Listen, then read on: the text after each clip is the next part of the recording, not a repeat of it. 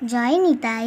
শ্রীগুরু পরম্পরা চ্যানেলটি সাবস্ক্রাইব করুন এবং আরও নতুন নতুন ভিডিও পেতে পাশে থাকা বেল আইকনটি ক্লিক করুন।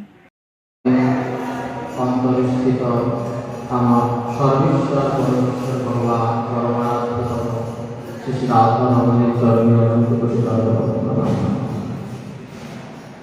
উপস্থিত সিদ্ধ পীঠাধীশ সকল নিষ্কিঞ্চন সাধু বৈষ্ণব সকল চরণে আমার অনন্ত কোটি প্রণাম।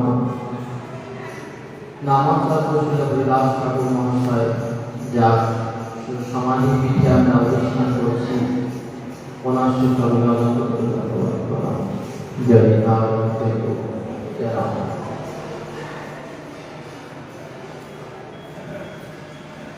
নিদেহমাদ্যং সুলভং সুদুর্লভং প্রভং সুকল্পং গুরুকরণধারং ময়া কুলেন বসতে কুমার ভবানি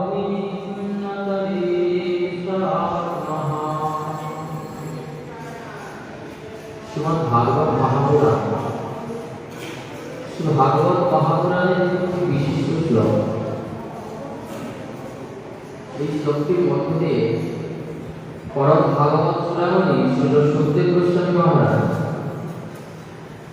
আমাদের ভক্ত সমাজের উদ্দেশ্যে একটি বিশেষ বার্তা বিজ্ঞপ্তি জারি করেছেন।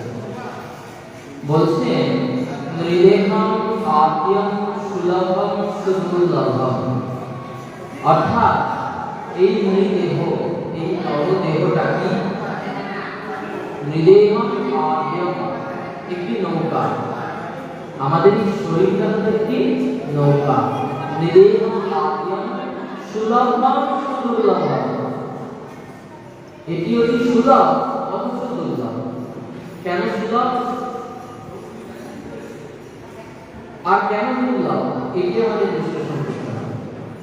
বললেন, এই মনুষ্য জন্ম অতি দুর্লভ, তার একটাই কারণ, আমরা বহু বহু জন্মে বহু বহু যোনি পার করে আর মনুষ্য জন্ম লাভ করছি। কখনো বৃক্ষ হয়েছি, কখনো লতা পাতা হয়েছি, কখনো কীট পতঙ্গ হয়েছি, পশু পক্ষী হয়েছি, কৃমি কীট হয়েছি।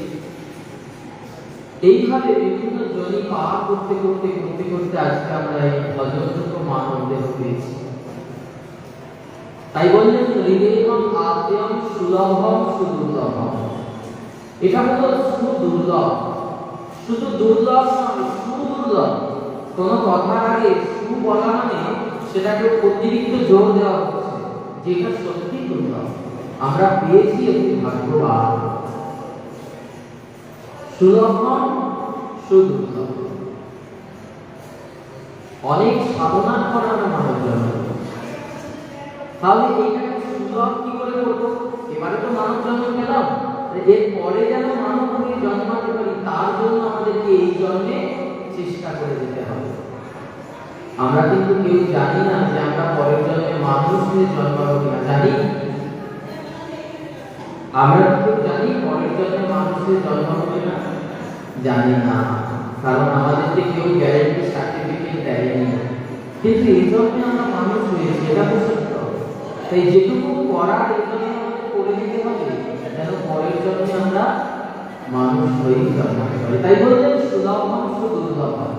তাহলে এটাকে সুলভ করবো কি করে? প্লবং সুকল্পম শ্রী গুরু কর্ণধার। এই মানব দেহরূপী নৌকাটিকে এই ভব সমুদ্রের উপর দিয়ে পার করে নিয়ে যাওয়ার জন্য কি করতে হবে?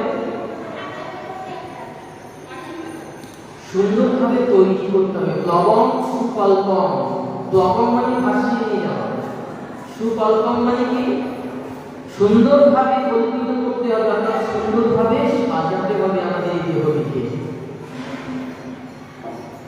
কিভাবে সাজাবো? আর তিনটি অলংকার দিয়েছে। বলছেন তিনটি অলংকারে আমাদের দেহটাকে সাজাতে হবে। কি কি অলংকার? গুরু কর্ণধার, গুরুরূপী কর্ণধার। পরম শ্রী গুরুদেব আচার্যদেব তিনি হলেন আমার এই দেহরূপী নৌকাটির মাঝি, যিনি ওই দাঁড় বেয়ে নিয়ে যাবেন আমার এই দেহটাকে। এখানে আমাদের গুরুকরণের আবশ্যকতা, যে আমাদের প্রত্যেককে গুরুকরণ এই জন্য করতে পারে, কারণ এই দেহটা একা একা তো যাওয়ার ক্ষমতা নাই। সেই গুরুরূপী কর্মধার যদি আমার এই দেহটার ভার নেন, এই দেহটাকে ভব সমুদ্র থেকে পার করিবার ভার নেন, তাহলে কি হবে? আমাদের উপর ভগবানের কৃপা। তাই বললেন গুরু কর্মধার। তাহলে আমরা দুটো কৃপা পেয়েছি। কি কৃপা? একটি মানব দেহরূপী এত সুন্দর নৌকা পেয়েছি, আর গুরুরূপী মাঝি পেয়েছি, আর একটা বাকি আছে। বলছেন ময়া তুলে নভস্বতী ঋতম, অর্থাৎ অনুকূল বাতাসটা প্রয়োজন। নৌকো আছে নদীতে, মাঝিও আছে, কিন্তু বাতাসটা যদি অনুকূলে না হয় নৌকোটা কি যাবে? যেতে পারবে না। তাই জন্য এই নৌকোটাকে যাতে অনুকূল দিকে নিয়ে যাওয়া যায়, তার জন্য বললেন কি কৃপাময় বাতাসের প্রয়োজন হয়। আমরা অনেকেই গুরু দীক্ষা নিয়েছি, গুরুচরণ আশ্রয় করেছি, কিন্তু আমার এই মানব দেহটা এই যে নৌকাটির কর্ণধার সেই গুরুদেবকে করতে পারিনি। শ্রীপাদ রামদাস বাবাজি মহাশয় বলছেন আমাদের উপর দুটি কৃপা হয়, একটি অনুকূল কৃপা, একটি প্রতিকূল কৃপা। আমরা প্রথম যখন দীক্ষা নিলাম, গুরুদেব আমাদের উপর কিছু নিয়ম হয়তো বলেন, বাবা তুলসী মালাটা গলায় করবে, তিলক করবে, যার যেরকম অনুযায়ী তিনি নির্দেশ দেন। কিন্তু আমরা কি সাধুত্ব জগতে আমরা কি আপাতপক্ষে সেই নিয়মটা মানি? আমরা কি বলি বাবা আমার তো সংসারে এই করতে হয়, এখন তো আমরা মডার্ন, এইসব করলে কি আমাদের হবে? আমার অফিস, আমার আদালত, আমার স্কুল, বিভিন্ন রকম অজুহাত দেখায়। তাহলে শ্রী গুরুদেব কি করলেন? কৃপা করার জন্য হাতটা উপর করলেন। আপনি কৃপাটা নিতে পারলেন না, তাহলেও কিন্তু এই মানব দেহরূপী নৌকাটি ভবসমুদ্র থেকে পার হবে না। তাই গুরুদেবের কৃপাকেও নেওয়ার মতো যোগ্যতা থাকতে হবে। শুধু খুব বড় গুরুদেব করলাম কিন্তু আমি কিছু করলাম না, হবে না। ঠাকুর শ্রী রামকৃষ্ণদেব একটি প্রসঙ্গ বলছেন, একটি লোক গর্তে পড়ে গেছে, আমি উপরে আছি, তাকে যদি তুলতে যাই, শুধু আমি তাকে টানছি, তাকে কি তুলতে পারবো? তাকেও কিন্তু আমি যদি 70% টানি, তাকেও কিন্তু 30% উপরে ওঠার জন্য চেষ্টা করতে হবে তো নাকি? তবে কিন্তু তোলা যাবে। তাই গুরুদেব তখনই আমার কল্যাণ করতে পারবে যখন আমি সেই কল্যাণটা করার জন্য গুরুদেবকে সাহায্য করব। এখানে বললেন ময়াম কুলে নভস্বতী ঋতম, আমার সেই অনুকূল কৃপাটা হলো না, আমি সেই অনুকূল কৃপাটা পেতে পারিনি, কারণ গুরুদেব আমাকে যতবার বলেছেন আমি ততবার এই মায়ার সংসারে করে, মায়ার চক্রে করে নানা অজুহাত আমি যেটা পারবো না, আমি করে হবে, আমার সংসার, আমার বলছে তুমি তো অনেক অনেক জন্ম করে এসেছো, অনেক কিছু তো করে এসেছো, আগের আগের জন্মে যারা আমার আপন ছিল এই জন্মে তারা কোথায় আছে? কেউ দেখাতে পারবেন? কেউ কিন্তু নেই, কেউ থাকবেও না, থাকবে একমাত্র শ্রী গুরুদেব। নরোত্তম দাস ঠাকুর মহাশয় বলছেন চক্ষুদান দিল যেই জন্মে জন্মে প্রভু সেই দিব্য জ্ঞান হৃদয়ে প্রকাশিত। তাহলে আমার যিনি চক্ষু দান করেছেন তিনি আমার জন্মে জন্মে প্রভু। আমরা তো এক জন্মের মানুষকে নিয়ে পড়ে আছি, কিন্তু যিনি আমার জন্মে জন্মের দায়িত্ব নিয়ে রেখেছেন তার জন্য কিন্তু ভাবছি না। তাই ভাগবত এখানে বলে দিলেন যে মানব দেহরূপী নৌকা, এই গুরুরূপী কর্ণধার আর অনুকূল কৃপার মতো বাতাস, এই তিনটে পেয়েও যে মানব এই ভবসমুদ্র পার করতে পারল না, ময়াম কুলেই নভস্বতী ঋতম ভুমান ভবাগ্নি নতারে সাহা, সেই ব্যক্তি এই জগতে প্রকৃত আত্মহত্যাকারী, আত্মঘাতী, যিনি এখানে কৃপা পেয়েও তিনি মানব জন্মে ভজন করতে পারলেন না। ভাগবত বললেন আত্মহা কেউ যদি বিষ পান করে মৃত্যুবরণ করে তিনি আত্মঘাতী তো বটেই, কিন্তু প্রকৃতপক্ষে যদি আত্মঘাতী কেউ হন তিনি হচ্ছেন প্রকৃতপক্ষে আত্মঘাতী। যিনি এত সুন্দর কৃপারূপী বাতাস, গুরুরূপী কর্ণধার আর মানব দেহরূপী নৌকাটা পেয়েও এই জীবনটা হেলায় দিয়ে দিলেন। এটা অনুভব করার বিষয়। বাবাজি মশাই বলছেন এ তো মুখে বলবার কথা নয় রে, এ প্রাণে প্রাণে অনুভব করো ভাই। অনুভব করার বিষয়, এটাকে আমাদের সবার আগে এইটা অনুভব করতে হবে, তারপর অনেক কিছু আছে। আমরা ভজন জগতে প্রথমেই অনেক বড় বড় কিছু আশ্রয় নিই, কিন্তু এই ছোট জিনিসটা আমরা উপেক্ষা করে চলে যাই, যেটা সবার আগে প্রয়োজন, গুরু চরণে অনুগত। এক ভক্তকে প্রশ্ন করছেন, বাবা তুমি কে? এক ভক্তকে প্রশ্ন করছে, বাবা তুমি কে? তা আমাদেরকে যদি জিজ্ঞাসা করা হয় তুমি কে, তুমি কি বলবে? আমি অমুক, আমি এই করি, আমার এই আছে, আমার এইখানে বাড়ি, আমাকে এত লোক চেনে, আমরা সাধারণত এটাই বলে থাকি। কিন্তু সেই ব্যক্তি বলছেন আমি হচ্ছি কুকুর।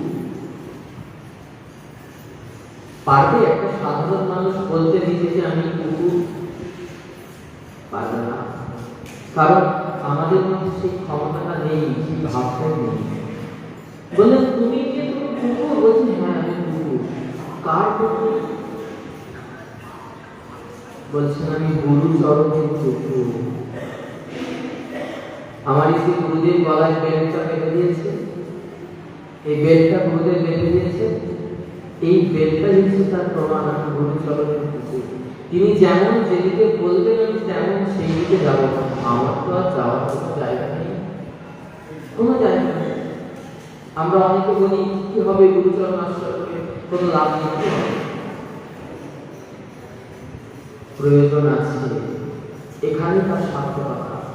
শাস্ত্র বলছে, আমরা শাস্ত্রকে তো অমান্য করতে পারবো না।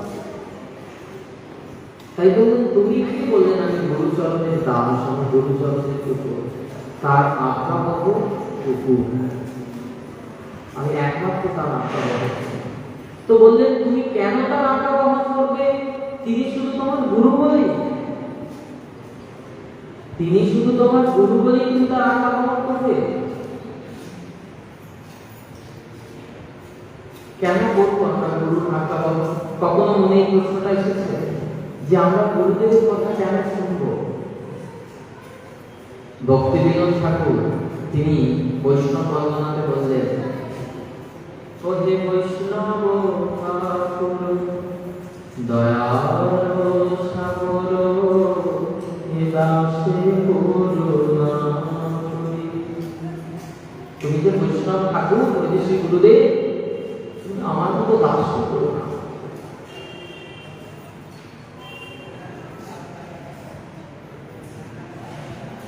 আমার তো কোনো যোগ্যতা ছিল না, আমি কোথায় পড়েছিলাম, কোথায় অন্ধকার রূপে অজ্ঞানতার অন্ধকারে পড়েছিলাম, আমার তো কোনো ক্ষমতা ছিল না। তুমি তো আমাকে আজকে এই জায়গায় তুলে গেছো, কোথা থেকে কোথায় এনেছো আমাকে। তাই বললে তুমি বৈষ্ণব ঠাকুর দয়ালু সাগর, তুমি এদাসী করুণা করো। দিয়া পদ ছায়া সদূরে আমারে তোমার চরণ, আমি তোমার চরণ তুমি জড়িয়ে করে বসে আছি। তোমার এই চরণ ছায়া আমাকে রেখে দাও, তোমার এই চরণ ছায়া রেখে তুমি আমাকে কৃপা করো। দিয়া পদ ছায়া সদূরে আমারে। আমরা তো বলি না যে গুরুদেব আমাকে শুধরে দিন, আমার মধ্যে অনেক খারাপ আছে, আমাকে শুধরে দিন। আমরা তো বলতে পারি না, কারণ আমরা সবাই বলি আমি তো ভালো, আমি তো ঠিক, আমার মতো ভালো যখন না। তারপর বলছেন তোমার কাছে কেন আসে জানো? শুধু এইটুকুর জন্য নয়, আরো একটা কারণ আছে, তুমি জানো না। বলছেন কৃষ্ণ সে তোমার, তুমি কৃষ্ণ দিতে পারো, তোমারও বৈষ্ণব ঠাকুর কৃষ্ণ তোমার, কৃষ্ণ তোমার, তোমার কাছে আছে কৃষ্ণ, কৃষ্ণ সে তোমার। তুমি কৃষ্ণ দিতে পারো, একমাত্র যদি পৃথিবীতে কেউ দিতে পারে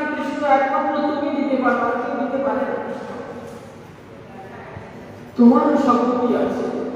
আমি তো কৃষ্ণ কৃষ্ণ বলি ভাই তো কাছে কাছে। আমি তো আমার কিছু না, আমার দেওয়ার মতো কিছু নাই, আর নেওয়ার মতো কোনো যোগ্যতা নাই। আমি তো কাঙাল, কৃষ্ণ কৃষ্ণ বলে ভাই তোমার কাছে। যদি তোমার পিছনে ছুটতে ছুটতে কোনোদিন তুমি কৃষ্ণকে দেখিয়ে দিতে পারো, কোনোদিন নিজে তুমি কৃষ্ণ চরণটা দর্শন করে দিতে পারো বিষ্ণুকে। আমার তো কোনো শক্তি ছিল না, আমি কোথায় করেছিলাম কোন অন্ধরূপে আমি জানতাম না। বাবাজি মশাই বলছেন আমি তো কিছু জানতাম না, কে নিদা কি কোন তার কি নিদা। তুমি কেসে ধরে আমাকে টেনে আনতে যায়, তুমি আমার চুলের মুঠি ধরে এই জায়গায় নিয়ে এসেছো, তুমি দেখালে সেই প্রপাতটা। আমার তো কোনো স্বীকৃতি ছিল না। আমি যদি ভাবি আমার স্বীকৃতিতে আমি আজকে এই জায়গায় এসেছি, না না সত্যি কথা বলছি, আমার তো কোনো স্বীকৃতি ছিল না। তুমি তো অযাচিত কৃপা করে আমাকে এই জায়গায় টেনে এনেছো। এই জন্য আমরা গুরুচরণের আজ্ঞা বহ মুহূর্তে থাকতে হবে, তবে কৃপা পাবো। পাঠে আসার আগে গুরুদেবের কাছে শুনছিলাম একটি প্রসঙ্গকে বলছেন আমরা কৃপা কিন্তু অনেক পাই, অনেক সাধু বৈষ্ণব আমাদের মাথায় হাত দিয়ে আশীর্বাদ করে, অনেক গুরুজন আশীর্বাদ করে। তাদের শাস্ত্রে বলেছেন গুরুজনের আশীর্বাদ যদি আমাদের মাথায় থাকে আমাদের জীবনে কোনো কষ্ট থাকতে পারে না। কিন্তু আমাদের জীবনে কষ্ট কেন বলছেন আমরা নিতে পারি না, তারা দেয় বটে, নেওয়ার মতো যে পাত্রটা আমাদের হয়নি। কারণ আমরা পাত্রটা উপর করে রেখেছি। একটা বাটিকে যদি উপর করে রাখি, সেই বাটিটার উপরে যদি জল দেওয়া হয় সেটা কি পাবে? জলটা জমবে, বাটিটাকে বদ্ধ করতে হবে। তেমনি আমাদের মনটা তো অহংকারে পরিপূর্ণ, আমি অমুক, আমি তমুক, আমার এই আছে, আমার সেই আছে, এইভাবে যে অহংকারে পরিপূর্ণ হয়ে গেছে আমি, সেই জায়গায় আমার ওই বাটিটা উপর করা আছে।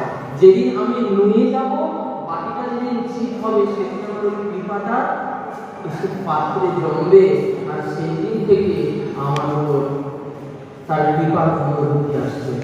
কৃপা হচ্ছে তুমি নিতে পারছো না, তোমার নেওয়ার মতো ক্ষমতা হচ্ছে। যদি ক্ষমতা থাকতো, যার ক্ষমতা থাকবে সে ঠিক বুঝবে।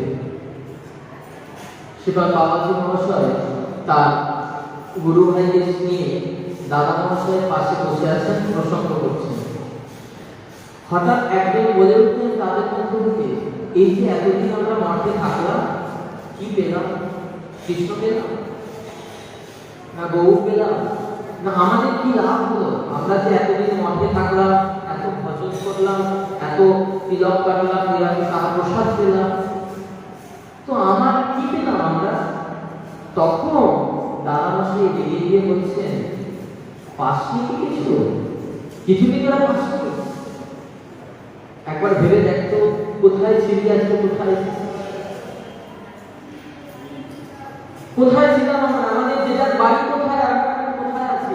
এটা কি আমরা এমনি ভাগ্যের জন্য এসেছি? কৃপা ছাড়া কিন্তু এটা হবে না। তাই জন্য বলছে আজকে যে এত কিছু করছিস, এই যে ধামে এসে ভজন করছিস, তোরা এত কিছু করছিস, ভজন করছিস, প্রসাদ পাচ্ছিস, কোনোদিনও পেয়েছিস এর আগে? কোনো জন্মে ছিল? কৃপা হয়নি। বলছেন গাছের তলায় বসে থাকলে তবে তো ফলটা পাবে, আম গাছের নিচে বসে থাকলে তবেই না আমটা পাবে। তা আম গাছের দিকে গোড়া থেকে সরে গিয়ে আর দূরে থাকলে আম পড়বে আর অন্য কেউ কুড়িয়ে নিয়ে চলে যাবে। ঠিক তেমনি গুরুচরণে অহরহ অমৃত ফল করছে যে বুদ্ধিমান, সে ওই গুরুচরণকে আঁকড়ে ধরে বসে আছে, চরণটা ছেড়ে কোথাও যাবে না। যখন যেমন কৃপা করছে তেমন এই হৃদয়কে আঁকড়ে নিচ্ছে। এটাই গুরুচরণে বসে থাকার মাহাত্ম, এটাই গুরু আনুগত্যে ভজন করার মাহাত্ম। এইখানে আমাদের ভজনের সর্বোৎকৃষ্টতা না হলে হবে না। এই গুরু চরণটাই ভাব, আর কিছু নাই, জগতের সমস্ত কিছু যদি অন্ধকার হয়ে যায়, একবার সেই গুরু চরণ পাদপদ্ম স্নেহিকা করলেই সব আলো সেটা আর কোথাও যেতে হবে। তাই আমাদের গুরুর কথা শুনতে হবে, শ্রী গুরুদেবের কথা মানতে হবে, তবেই আমাদের কৃপা হবে। না হলে কিন্তু নতরে আত্মহা, না হলে আমরা সেই আত্মভাবের মধ্যে চলে যাব। তাই এই প্রথমেই যেটা আমাদের করতে হবে ভজনে ঢুকতেই, বাবাজি মশাই সবার আগে বলছেন নাম করো। নাম, নামের কি সমস্যা হবে? তোমরা যদি নাম করো দেখবে নাম করতে করতেই তোমাদের মধ্যে সমস্ত কিছু হবে। জয় জয় জয় রাম।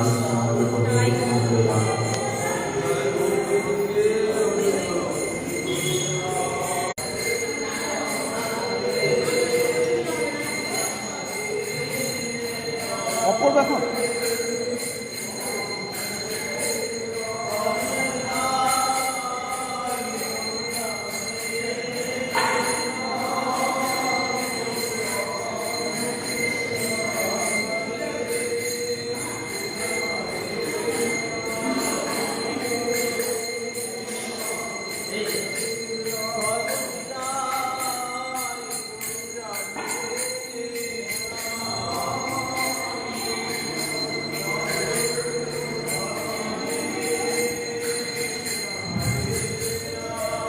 তো এইরকমই আমাদের যদি করতে হবে সেটা নামের আশ্রয়।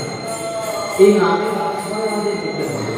নামের আশ্রয় যদি আমরা নিতে পারি তবেই আমরা উদ্ধার পাবো। কারণ বললেন ফলও কেশব কীর্তনা, কলিযুগে একমাত্র উপায় নাম, নামেতেই মুক্তি, নামেতেই প্রাপ্তি। আজকে আমরা যে স্থলে বসে আছি এই জায়গায় ছিল ঠাকুর নামাচার্য হরিদাস ঠাকুর মহাশয়ের সমান। নামের আচার্য যিনি দেখিয়েছেন কলিযুগকে নাম কিভাবে করতে হয়, নামে কিভাবে নিষ্ঠা রাখতে হয়, সেটাই হচ্ছে ছিল হরিদাস ঠাকুর মহাশয়ের জীবনের উদ্দেশ্যে বার্তা। তাই ছিল হরিদাস ঠাকুর মহাশয়ের নির্যান হচ্ছে আজকে ওনারই কথা আস্বাদন করতে সহ্য করে আমাদের শান্তিপুর নদিয়ার নবদ্বীপে গঙ্গাতে ছিল অদ্বৈত আচার্যের কাছে উপনীত হয়েছিলেন। সেই ছিল অদ্বৈত আচার্য প্রভু হরিদাস ঠাকুরের দ্বাদশ অঙ্গে তিলক অঙ্কিত করে তার কর্ণে হরিনাম দিয়েছিলেন। হরিদাস, তুমি এই হরিনাম করো, অচিরেই মহাপ্রভু আমাকে কৃপা করবেন। তো সেই ছিল হরিদাস ঠাকুর মহাশয় মহাপ্রভুর সন্ন্যাসের পর আর নবদ্বীপে থাকেন। তিনি কি করলেন? নবদ্বীপ পরিত্যাগ করে মহাপ্রভু পুরীতে আছে দেখে উনি চলে এলেন পুরীতে। পুরীতে এই সিদ্ধ বকুলের তলে বসে ভজন করতেন।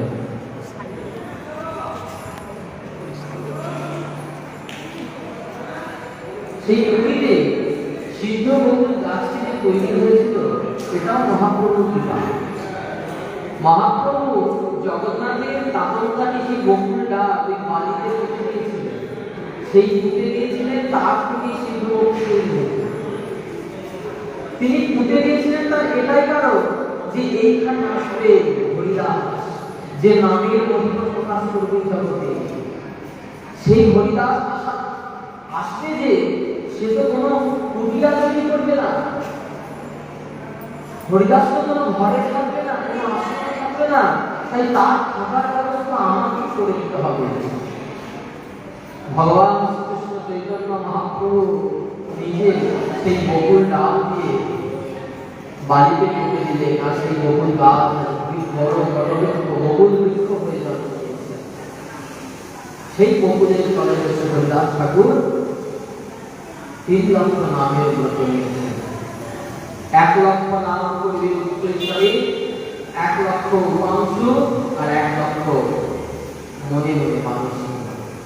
এইভাবে হরিদাস ঠাকুর জপের সংকল্প নিয়ে জপ শুরু করলেন। মহাপ্রভু হরিদাস ঠাকুরের নামের প্রতি নিষ্ঠা প্রদর্শন করে স্বয়ং ছুটে আসলেন। কেন ছুটে আসলেন?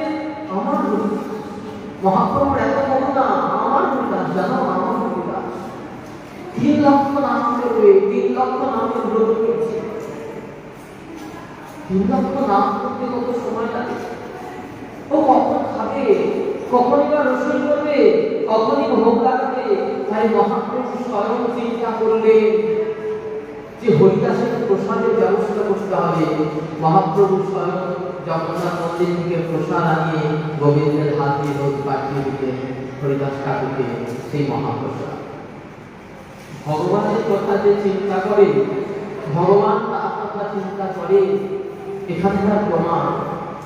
এর আগে অনেক অনেক যুগে প্রমাণ দিয়েছেন, কিন্তু এই যুগে সাক্ষাৎ প্রমাণ দিয়েছেন যে যথা নাম প্রবদ্ধন্তি নাম সমেয় ভজন্যহং মমগতাং বর্তন্তি মনুষ্যাপাপস্য।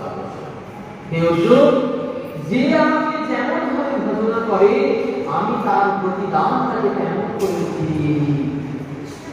তাই আজ হরিদাস ঠাকুর যে 3 লক্ষ নামের ব্রত নিয়েছেন, তার জন্য মহাপ্রভু স্বয়ং ধার দিলেন হরিদাস ঠাকুরকে প্রসাদ দিতে হবে।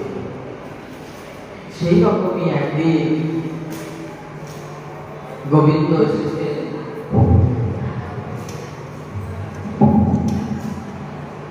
প্রসাদ নিয়ে হরিদাস ঠাকুরের কাছে দিতে। চৈতন্য চরিতামৃত কৃষ্ণদাস কবিরাজ গোস্বামী বর্ণনা করছেন, একদিন গোবিন্দ মহাপ্রসাদ লইয়া হরিদাসে দিতে গেলা আনন্দিত হইয়া। দেখে হরিদাস ঠাকুর করিয়াছেন স্বয়ং মন্দ মন্দ করিতেছেন সংখ্যা সংখ্যা।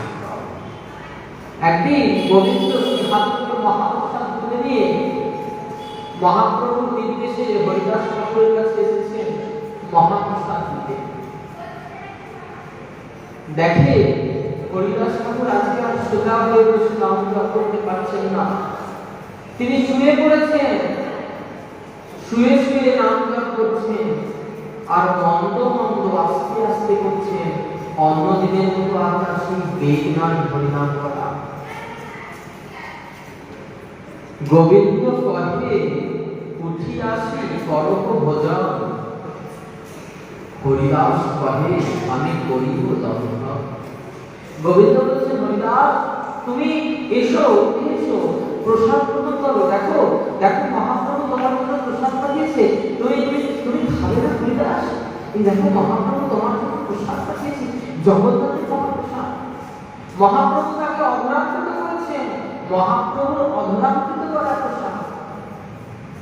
হরিদাস ঠাকুর কাঁদতে কাঁদতে বলছেন গোবিন্দ আমি কেমন করে দর্শন করবো? আমি যে 3 লক্ষ নামের ব্রত নিয়েছি গোবিন্দ, আমি যে 3 লক্ষ নাম না পূর্ণ হলে জলস্পর্শ করবো না এই ব্রত নিয়েছি। আমি যদি মহাপ্রসাদ গ্রহণ করি আমার যে অপরাধ হবে। আর তুমি মহাপ্রসাদ এনেছো হরিদাস, আর আমি যদি সেই মহাপ্রসাদকে মুখের থেকে ফিরিয়ে দিই তাতে যে আমার অপরাধ। হরিদাস কহে আমি করিব সংখ্যা কীর্তন করে নাহি কেমন যে খাইব। গোবিন্দ তুমি মহাপ্রসাদ আনছো কেমন গোবিন্দ তুমি মহাপ্রসাদ এনেছো আমি কেমন করে সেটা উপেক্ষা করব? আমি পারবো না। এদিকে আমার সংখ্যা নাম তো পূর্ণ হয়নি, আমার যে অপরাধ হবে। তাই এত বলি মহাপ্রসাদ করিল বন্দন, এক রঙ্গ লইয়া তার করিল বন্দন। মহাপ্রসাদ এসেছে, বলছেন দেখো প্রসাদের কত নিষ্ঠা। মহাপ্রসাদ বন্দনা করছে, মহাপ্রসাদকে প্রণাম করছেন। আমরা তো পাওয়া মাত্রই মুখে দিয়ে দিই, বন্দনা করি না। হরিদাস ঠাকুর আজকে বন্দনা করছেন মহাপ্রসাদ। মহাপ্রসাদ বন্দনা করে এক রকম একটুখানি এটাকে নিয়ে ভক্ষণ করলে যাতে মহাপ্রসাদেরও মর্যাদা না হানি হয় আর তার যেই ব্রত সেই ব্রত থেকে যায়। এই বলে গোবিন্দ চলে গেলেন হরিদাস ঠাকুরের কাছে। হরিদাস ঠাকুরকে ছেড়ে যাচ্ছেন মহাপ্রভুর কাছে। মহাপ্রভুকে গিয়ে বলছে, প্রভু কি দেখেন গোবিন্দ, আমার হরিদাস ভালো আছে না? প্রভু আমি হরিদাসকে অন্যদিন যেরকম দেখি আজকে আমি হরিদাসকে সেরকম দেখিনি। কেন কিরকম দেখেছো গোবিন্দ? বলেন, আজকে দেখলাম আপনার হরিদাস সোজা হয়ে বসে নাম করছে না, হরিদাস শুয়ে পড়েছে, মন্দ মন্দ করছে, মন্দ মন্দ সংখ্যা কীর্তন করছে হরিদাস। মহাপ্রভু আর দিন মহাপ্রভু তার আমি আইলা সুস্থ হও হরিদাস তাহা দেখেছিলাম। মহাপ্রভু এসে হরিদাস ঠাকুরের কাছে দেখলেন হরিদাস কিভাবে শুয়ে আছে। ও হরিদাস, তুমি শুয়ে আছো কেন? তুমি উঠে বসে নাম করতে পারছো না? প্রভু আমার শরীর বড় অসুস্থ, সুস্থ হও হরিদাস, তোমার কিছু হবে না হরিদাস, তুমি ভালো হয়ে যাবে, কোনো চিন্তা করো না। এই বলে মহাপ্রভু যখন এসেছেন হরিদাস ঠাকুর দূর থেকে প্রণাম করেছেন, নমস্কার করিতে করিতে দিতে দেওয়া, শরীর সুস্থ হয় মোর অসুস্থ হচ্ছে। প্রভু আমার এই শরীরটা সুস্থ কিন্তু আমার মনটা বড় অসুস্থ। প্রভু কহিতে বোধ ব্যথি কহত নির্ণয়, দেহ কহি সংখ্যা কীর্তন না পুরয়। দেখো নামের নিষ্ঠা। প্রভু বলছেন হরিদাস তোমার কি হয়েছে? বলছে আমার তো এটাই ব্যাধি, এটাই তো কষ্ট যে আমার বয়স হয়ে গেছে, আমি আর 3 লক্ষ নাম করতে পারছি না। আমি যে 3 লক্ষ নামের ব্রত নিয়েছি, আমি বয়সের ভারে তো 3 লক্ষ নাম পূর্ণ করতে পারছি না, এটাই আমার মনের ব্যাধি। প্রভু বলে হরিদাস এইটা তোমার ব্যাধি? প্রভু কহে বৃদ্ধ হইলে সংখ্যা অল্প করো, সিদ্ধ দেব তুমি সাধনে আগ্রহ কেন? প্রভু বললেন বৃদ্ধ হয়েছে হরিদাস, তোমার তো দেহ সিদ্ধ, তুমি আর সাধনে আগ্রহ কেন করো? লোক নিস্তারিতে তোমার অবতার, নামের মহিমা লোকে করিলা প্রচার। এই জগতের সমস্ত লোককে দেখানোর জন্য তোমার অবতার, যে নাম কিভাবে করতে হয়, নামে কিভাবে নিষ্ঠা রাখতে হয়। আমরা কিন্তু 16 মালা জপ করি, যারা জপ করি অনেক দিন 16 মালা সংখ্যা পূর্ণ হলো না, কি হবে আজকে করিনি কালকে করতে পারি, কিন্তু আমরা তো জানি না আজকে রাত্রিটা কাল হবে কিনা। হরিদাস ঠাকুর তো পারতেন আজকেটা কাল করতে, উনি দুঃখ করছেন আমি বয়স হয়ে গেছে আর পাচ্ছি না। এটাই আমার ব্যাধি, এটাই আমার সবথেকে বড় কষ্ট। এবে অল্প সংখ্যা করি বড় সংকীর্তন, হরিদাস কহে শোনো মোর নিবেদন। মহাপ্রভু বললেন এবার সংখ্যা অল্প করো, আর 3 লক্ষ কেন করতে হবে? তোমার তো নামে সিদ্ধ দেহ হয়ে গেছে, তোমার তো 3 লক্ষ নাম করার প্রয়োজন নেই, এবার সংখ্যা অল্প করো হরিদাস। হরিদাস ঠাকুর বলছেন প্রভু হীন জাতিতে জন্ম মোর, নিম্ন বলে বর, হীন কর্মে রতময়ী অস্পৃশ্য পামর। আমার কোথায় জন্ম, আমার কোন কুলে জন্ম তুমি জানো প্রভু? আমার এমন কুলে জন্ম যে কুলে জন্মালে হরি বললে তাকে মার খেতে হয়, আমি খেয়েওছি মা, আমি 22 বাজারে গেলে আমরা সহ্য করেছি, কিন্তু হরিনাম ছাড়িনি। আর তুমি আজকে আমাকে বলছো হরিনামের সংখ্যা করতে?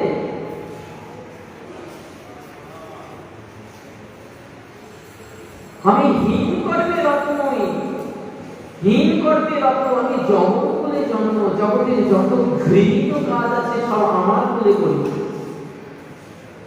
অদৃশ্য অস্পৃশ্য মনে অঙ্গীকার করিলে, রৌরব হইতে মনে বৈকুণ্ঠে চড়াই। প্রভু আমি অদৃশ্য, আমাকে চোখে দেখা পাপ সমাজে, আমি অস্পৃশ্য,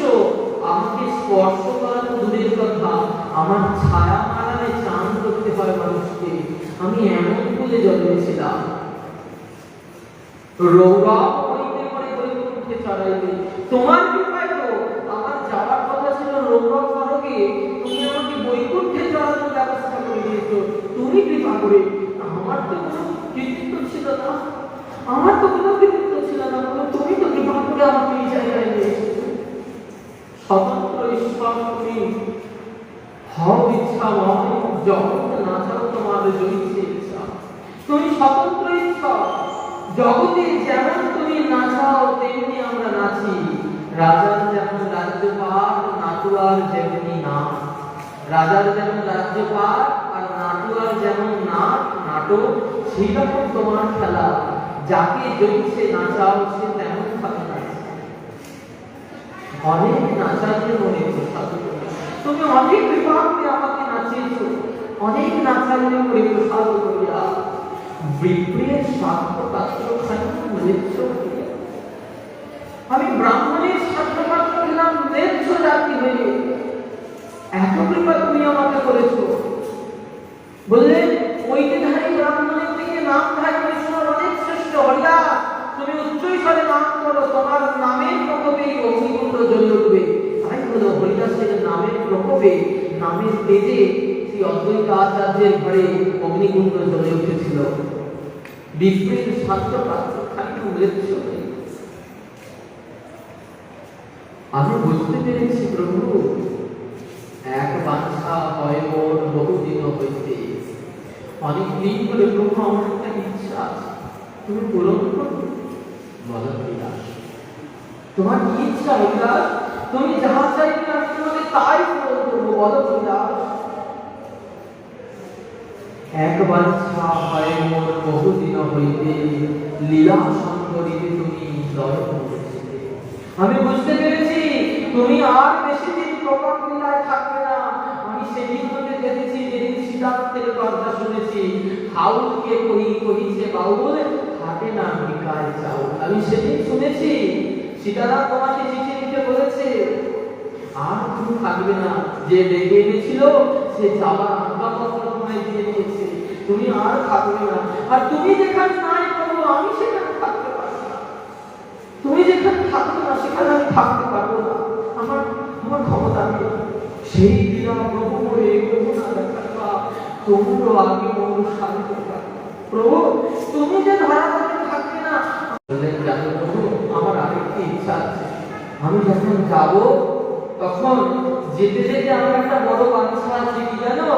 হৃদয়ে ধরিব তোমার কমল চরণ, ময়ূরী হিত তোমার প্রভু। আমার অন্য কোনো বাঞ্ছা নাই, আমি শুধু তোমার চরণ যুগল হৃদয়ে যেন ধরতে পারি।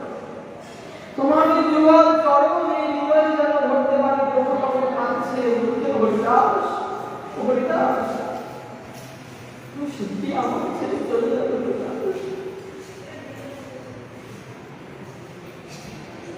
তুমি আমাকে ছেড়ে চলে যাবে?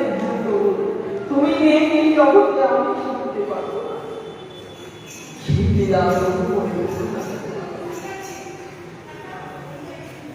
তাই বললে নয়নে হেরিব তোমার প্রচার বদল, আমি বক্ষে ধরিব তোমার যুগল চরণ, নয়নে হেরিব তোমার ওই চাঁদ বদল। তোমার ওই চাঁদ বদল দেখবো আর যদি চরণ আমার এই বক্ষে ধরব। আর কি করবো জানো? জিহ্বায় উচ্চারিব মোর শ্রীকৃষ্ণ চৈতন্য নাম, এই মতো মোর ইচ্ছা আমি ছাড়িব করা।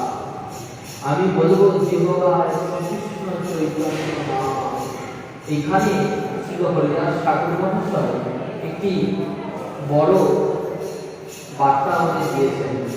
যিনি সারা জীবন মহামন্ত্রের যাজন করলেন 3 লক্ষ মহামন্ত্র নাম, তিনি কেন যাওয়ার সময় বললেন শ্রীকৃষ্ণ চৈতন্য নাম আমি করিব উচ্চারণ? তিনি তো বলতে পারছেন মহামন্ত্র নাম আমি করিব উচ্চারণ। এইখানেই ন্যায় কথা। বললেন গৌর যে আমার প্রচ্ছন্ন অবতার, গৌরকে যে চেনার সাধ্য কৃষ্ণলীলা বোঝা যায়, গৌরলীলা বোঝা যায়।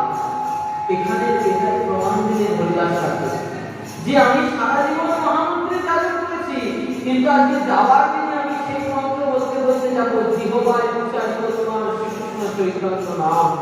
তাই আমাদের দাদা মশাই বললে এই নিতাই গৌর নামই একমাত্র আমাদের আরাধ্য, এই ভিন্ন অন্য কোনো আরাধ্য নয়। কারণ হরিদাস ঠাকুর জ্ঞানের মাধ্যমে এই বার্তাই দিয়ে গেছেন যে শ্রীকৃষ্ণ চৈতন্য নাম আমরা জিহ্বায় উচ্চারণ করতে করতে যেন দেহ ত্যাগ করতে পারি। তাই বললেন প্রভু শ্রীকৃষ্ণ জিহ্বায় উচ্চারিত তোমার শ্রীকৃষ্ণ চৈতন্য নাম, এই মতো জিনিসটা আমি ছাড়িব করা। এই বলে হরিদাস ঠাকুর মহাপ্রভুর কাছে নিবেদন করলেন, এই নিবেদন মোর পর দয়াময়, মোর এই ইচ্ছা যদি তোমার প্রসাদ হয় প্রভু, আমার এটা ইচ্ছা, তোমার যদি কৃপা হয় আমি যেন এই ভাবে যেতে পারি। প্রভু কহে হরিদাস যে তুমি মাগিবে কৃষ্ণ কৃপাময় তাহা তুমি অবশ্য পাইবে। প্রভু বললেন হরিদাস তুমি যা প্রার্থনা করো কৃষ্ণ বড় কৃপা, কৃষ্ণ তোমাকে অবশ্যই সেটা পাইবে। কিন্তু আমার যে কিছু সব তোমার লইয়া হরিদাস, আমার যে আনন্দ, আমি যে আনন্দ পেতাম, আমি যে 3 লক্ষ নাম শুনতাম, এখন তুমি চলে গেলে হরিদাস আমাকে গিয়ে নাম শোনাবে। তোমার মতো মধুর মধুর নাম শোনাতে পারে না হরিদাস। তোমার জাতীয় আমার জাতি শিশু সব তোমার হরিদাস, তোমার যোগ্য নহে যাতে আমাকে ছাড়বে। হরিদাস তুমি আমার কাছে যাবে। চরণে জড়ে হরিদাস ঠাকুর প্রভুকে বলছে, প্রভু চরণে পড়ে কহে হরিদাস না করিও মায়া, প্রভু আর তুমি মায়া বাঁধো না।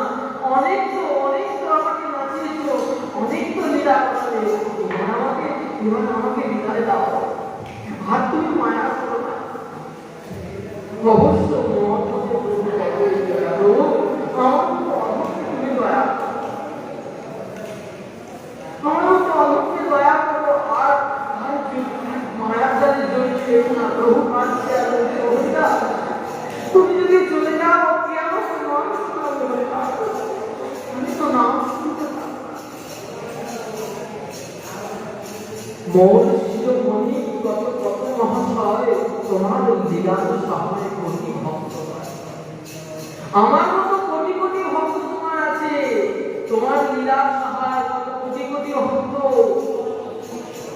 আমার সাথে এক দিন যদি মরে গেলা, এক পৃথিবীটা কইল পৃথিবীর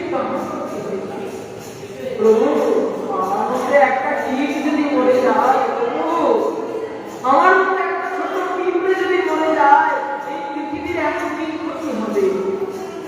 যে ব্যক্তি 3 লক্ষ হরিনাম করলেন তিনি বলছেন আমার মধ্যে একটা কীট যদি মরে গেলা, আমার হেন পিপীলিকা যদি মরে গেলা, পৃথিবীর হেন আমার ক্ষতি নেই, পৃথিবীর কি ক্ষতি হবে, আমার মতো কীট যদি মরে যায়। ভগত বদ সাজ প্রভু মই ভক্তা অবশ্য করিতে প্রভু মোর কৃপা। তুমি প্রভু ভক্তের বাঞ্ছা পূর্ণ করো, তুমি অবশ্যই আমার বাঞ্ছা পূর্ণ করবে, তুমি কৃপা করো। এই মতো সেই দিন কথোপকথন করে মহাপ্রভু চলে গেলেন হরিদাস ঠাকুরকে ছেড়ে। পরের দিন মহাপ্রভু জগন্নাথ দর্শন করে হরিদাস ঠাকুরকে সকাল সকাল দেখতে আসছিলেন। হরিদাস সকাল সকাল করে দেখতে এসেছিলেন মহাপ্রভুকে দর্শন করে। হরিদাস ঠাকুর মহাপ্রভুর চরণ বন্দনা করলেন। এত বলি হরিদাস বন্দিত যে চরণ, হরিদাসের আগে আসি প্রভু দিলেন দর্শন। সেই হরিদাস ঠাকুরের সামনে এসে প্রভু দর্শন দিলেন। হরিদাস কহে, প্রভু বলছেন হরিদাসকে, প্রভু কহে হরিদাস কহ সমাচার। প্রভু আজ্ঞা দিচ্ছেন হরিদাস বলো আমার কি করণীয়। ভগবান ভক্তের কাছে কিভাবে নত হয়ে যান এখানে তার প্রমাণ দিচ্ছেন যে ভক্ত যদি ভক্তের মতো ভক্ত হয়, ভগবান তার কাছে জানতে চায় বলো তোমার কি নিয়ম। আজকে সেই হরিদাস ঠাকুরের কাছে প্রভু জানতে চাইছেন, প্রভু হরিদাস কি সমাচার। হরিদাস কহে, প্রভু যে ইচ্ছা তোমার, প্রভু তোমার যা ইচ্ছা তুমি তাই করো। অঙ্গনে আরো ফিরা প্রভু মহাসংকীর্তন, বক্রেশ্বর পণ্ডিত তাহা করেন তন্ত্র। মহাপ্রভু শ্রী হরিদাসের অঙ্গে উচ্চেশ্বরের নর্তন কীর্তন আরম্ভ করেন। কেন বললেন, আজকে আমার হরিদাস আমাকে ছেড়ে চলে যাবে, আজকে হরিদাস চলে যাবে, আর বড় আনন্দের দিন। আমার হরিদাস, আমার হরিদাস 3 লক্ষ নামের মতো ধারণ করেছিল আমার হরিদাস, যে নামাচার্য হরিদাস। এরকম নামের প্রতি নিষ্ঠা কারণ ছিল না, জানো, আমার হরিদাস। মহাপ্রভু হরিদাসের গুণ প্রভু লাগিয়া কহিতে, রামানন্দ সার্বভৌম সবার রক্ষে। রামানন্দ সার্বভৌম সবার সামনে ডেকে ডেকে মহাপ্রভু বলছে, জানো জানো, এই যে এই যখন হরিদাস, এই যে আমার হরিদাস কত বেদনাঘাত সহ্য করেছে, তাতেও মহামন্ত্র নাম সে ভুলে যায়। এইটা তো ছিল হরিদাস। হরিদাসের গুণ কহিতে হরিদা পঞ্চমুখ, হরিদাসের গুণে সবার পারে মহাপ্রভু। হরিদাসের কথা শুনে মহাপ্রভু পঞ্চমুখ হয়েছেন, আর সকল ভক্তগণ হরিদাসের লীলা শ্রবণ করে আনন্দে মহাপ্রভু মিশে যাচ্ছে। হরিদাস নিজা খুলিতে প্রভুর বসাইয়া, নিজ নেত্র দুই ধৈর্য মুখপদ্মে কিনা। হরিদাস নিজের সামনে মহাপ্রভুকে বসালেন এবং মহাপ্রভুর চরণকে নিয়ে একবার চোখে, একবার নাকে, একবার কপালে, একবার বক্ষে স্থাপন করতেন। কষ্ট হচ্ছে তো, যার সাথে প্রকট লীলা, যার সাথে হৃদয়ের সম্বন্ধ, তাকে ছেড়ে যেতে কষ্ট হচ্ছে। হরিদাস প্রভু আমি চলে যাচ্ছি, আর প্রভু তুমি আমাকে কেন চলে যাচ্ছ? যেভাবে হরিদাস ঠাকুর মহাপ্রভু চরণটি হৃদয়ে জড়িয়ে ধরেছে, জড়িয়ে ধরে কি করছে? হৃদয়ে তোমার যদি চরণ নয়ন হে তোমার বলো, এই মতো হরিদাস ঠাকুর কৃষ্ণ কৃষ্ণ শ্রীকৃষ্ণ চৈতন্য নাম করিতে নামের সহিত প্রাণ কইলা। হরিদাস ঠাকুর নাম করছে, কৃষ্ণ চৈতন্য নাম করতে করতে তার দেহ থেকে প্রাণ প্রকট করেছে। মহাপ্রভু চিন্তান করে বলছেন, হরিদাস তুমি তো আমাকে ছেড়ে চলে গেলে, হরিদাস এখন আমায় তোমরা কত মধুর মধুর মধুর করে নাম শোনাবে। হরিদাস তুমি তো আমায় ছেড়ে গেলে, এখন বলো আমায় নাম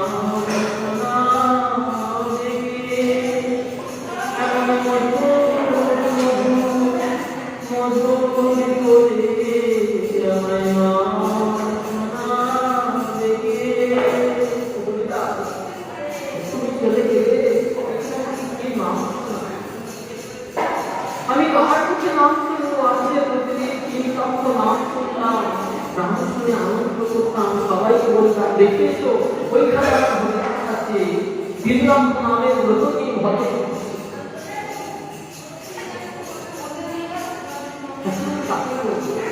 অঙ্গন রাখা হরিদেন্দ্র বন্দিষ্ট পিতা নর্তন, সেই হরিদাসের দেহকে রেখে তাকে বেরি করে করে ঘুরে ঘুরে মহাপ্রভু আনন্দে নর্তন করছেন। সমস্ত ভক্তগণকে নিয়ে কীর্তন করছেন আর হরিদাসের গুণ গাইছেন। হরিদাসের গুণ গাইতে গাইতে মহাপ্রভু হরিদাসের দেহটাকে নিজ পরাক্রমে ধরে সমুদ্রের দিকে চলছেন।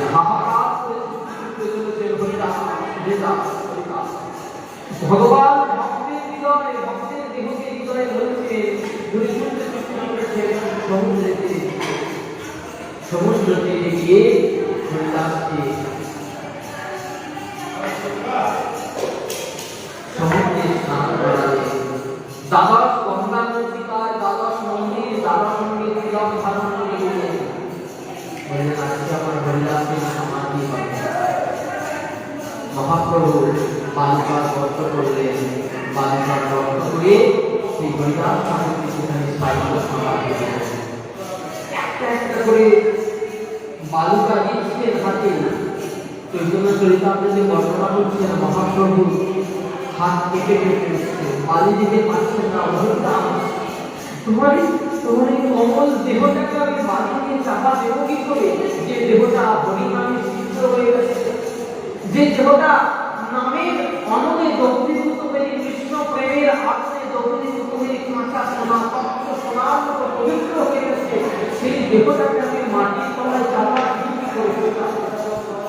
মহাপ্রভু আসলে আর মাতৃকার দিকে পবিত্র দিয়ে বালুকাতে সমাধি দিয়েছেন।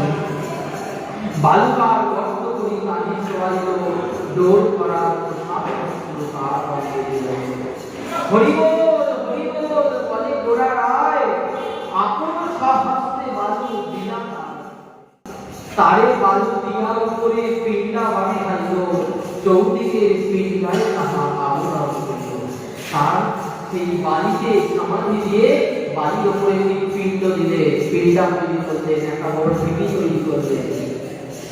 চারিদিকে হরি হরি কোলাহল কীর্তন ধ্বনিতে ভরে উঠল সেই সমুদ্রটি। আর সেই হরিদাস ঠাকুরের সকলকে প্রদক্ষিণ করে করে কীর্তন করতে আরম্ভ করলেন। মহাপ্রভু বললেন, চলো আমার হরিদাসের মহোৎসব করবো, আমরা ভিক্ষা করবো। আজ পুরীর স্বর্গদ্বারে সিংহদ্বারে দাঁড়িয়ে আছে মহাপ্রভু আঁচল পেতে সকলের কাছে বলছেন, রাতের কাছে ও দিনাজপুরবাসী সকলে আমাকে ভিক্ষা দাও, সবাই আমাকে ভিক্ষা দাও, আমি হরিদাসের মহোৎসব করবো। আমার হরিদাস, আমার নাম হরিদাস, হরিদাস আমার নামাচার্য হরিদাস, নামের মূর্তি প্রতীক, নাম সিদ্ধ, সেই হরিদাসের মহোৎসব করবো। হে রাজবাসী, তোমরা আমাকে ভিক্ষা দাও। সিংহদ্বারে দাঁড়িয়ে দাঁড়িয়ে মহাপ্রভু ভিক্ষা করলেন। ভিক্ষা করি সকলের কাছে প্রসাদ চাইলেন সেই হরিদাস ঠাকুরের মহোৎসব করার জন্য। সবাই মিলে এক এক করে মহাপ্রভুকে ভিক্ষা দিচ্ছেন। সেই ভিক্ষার ভক্ত নিয়ে এসে মহাপ্রভু সমস্ত যত গৌরী গৌরীরা ভক্তবৃন্দ ছিল সকলের জন্য মহোৎসব করলেন। চৈতন্য চরিতামৃতে বর্ণনা করছেন যে মহাপ্রভু পর্বতে বসিয়ে সকলকে প্রসাদ দিচ্ছেন, এক এক গ্লাস তুলছেন যেন 5 জনের গ্লাস, একজনকে প্রসাদ দিচ্ছেন সেটা 5 জন খাবে, এত তুলছেন মহাপ্রভু। আনন্দে আমার হরিদাসের মহোৎসব, আমার হরিদাসের মহোৎসব, আমার হরিদাস, নামাচার্য হরিদাস, এরকম আর হবে না, জানো আমার হরিদাস। এই হরিদাস ঠাকুরের নির্জন উৎসব পালন করলেন মহাপ্রভু সকল ভক্তদের সাথে। আবেশে বসে যাচ্ছেন গোড়ায়, দেখে স্বরূপ দামোদর লক্ষ্মেশ্বর পণ্ডিত রামানন্দ রায় বললেন, মহাপ্রভু ওই জায়গাতে সরিয়ে আনো, মহাপ্রভুকে দেখা যাবে না, প্রমাণ হয়ে যাচ্ছে। তখন কি করলেন? মহাপ্রভুকে সেই জায়গা থেকে সরিয়ে তারা পরিবেশন করতে লাগলেন। মহাপ্রভু আস্তে আস্তে ভাবস্থ হলেন। তারপর বলতে মহাপ্রভু হুঙ্কার দিয়ে বললেন, আমার এই হরিদাসের মহোৎসবে যে করিল ভক্তন কীর্তন, হরিদাসের মহোৎসবের প্রসাদ যে করিল ভক্তন, আমি আজ যদি তাকে বর দিলাম, কি বর দিলাম? অচিরাতি কৃষ্ণ ভক্তি হইবে সবার, অচিরাতি কৃষ্ণ ভক্তি হইবে সবার, অচিরাতি কৃষ্ণ ভক্তি হইবে সবার। আমি আজ হতে বর দিলাম, আমার এই হরিদাসের মহোৎসবে যে করবে নর্তন কীর্তন, এই হরিদাসের মহোৎসবে যে করবে প্রসাদ ভক্ষণ, আমি বর দিলাম অচিরাত কৃষ্ণ ভক্তি তার প্রবেশ হবে। মহাপ্রভু স্বয়ং বর দিলেন। সেই পরম ভাগবত পরম বিদ্যা ছিল হরিদাস ঠাকুর, সেই সৌভাগ্যের লাগি প্রয়াস করলেন। বললেন দেখে যেন মনে হলো ভীষ্মেরও নির্যাস। মহাভারতে ভীষ্ম যেভাবে প্রাণ ত্যাগ করেছিলেন, আর হরিদাস ঠাকুর সেইভাবে ভগবান শ্রীকৃষ্ণ চৈতন্যকে তার সামনে রেখে প্রাণ ত্যাগ করেছিলেন। কৃষ্ণদেবও এইভাবে প্রার্থনা করেছিলেন মহাভারতে, ভগবানকে সামনে দান করিয়ে রেখে। ভাগবতে বর্ণিত আছেন ললিত গতি বিলাস বল্প হাস্য প্রণয় মেদিনীশ্বর কল্পিত রোমানা কৃতমস্কৃত অনুন্নত গন্ধা প্রতিদিনপি সুন্দরতলা। সেই ভগবানের ললিত গতি বিলাস ললিত মাধব দর্শন করতে করতে যেন বিশ্বদেব তার প্রাণ রক্ষা করেছিলেন, তার প্রাণ ত্যাগ করেছিলেন কুরুক্ষেত্র যুদ্ধক্ষেত্রে। আজও হরিদাস ঠাকুর যেন সেইভাবে সেই মহাপুরুষ সামনে প্রাণ ত্যাগ করলেন, তিনি যেন চলে গেলেন। এই হল রামাচার্য হরিদাস ঠাকুরের এই কিভাবে নাম সিদ্ধ দেহ আর মহাপ্রভু স্পর্শে সিদ্ধতা প্রাপ্ত হল। এই সেই স্থল যেখানে মহাপ্রভু হরিদাস ঠাকুরকে সমাধি দিয়েছিলেন। এই সেই স্থান বড় কৃপা করি, আমাদের বড় সৌভাগ্য, আমরা এই স্থলে বসে পাঠ আস্বাদন করছি। হরিদাস ঠাকুরের পরম কৃপা হয়েছে, তাই অধমকে দিয়ে পাঠ করতে সকলের ধন্যবাদ। সকলকে কিছু ভুল ত্রুটি করলে ক্ষমা করে দেবেন। জয় নাথ জয়